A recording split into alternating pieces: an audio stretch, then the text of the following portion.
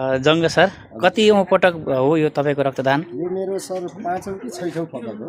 हजुर। अनि यो दिँदा हजुरलाई कस्तो अनुभूति भइरहेछ?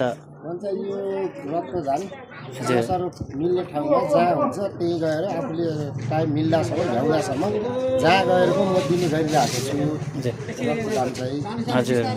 अनि रक्तदान गरेर हजुरले के प्राप्त गर्नुभयो? यो रक्तदान गर्दाखेरि कसै व्यक्तिलाई इमर्जेन्सी पर्दा अथवा बिरामी भएको अवस्था रगतको आवश्यकता परेर कोही पनि व्यक्तिले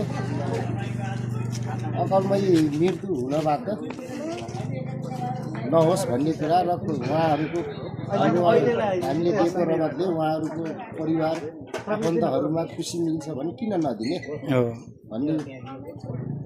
नयाँ रक्तदाताहरूलाई के भन्न चाहनुहुन्छ? नयाँ रक्तदाताहरूलाई आउनुहोस्, केही हुन्न, हामीले अलिकति एक प्याकेट रगत दिँदैमा केही हुन्न, आखिर हाम्रो यो रगत मरेरै जाने हो। हामी मरेर फाल्नुभन्दा त रक्तदान गर्ने फेरि अर्को नयाँ उत्पन्न हुन्छ।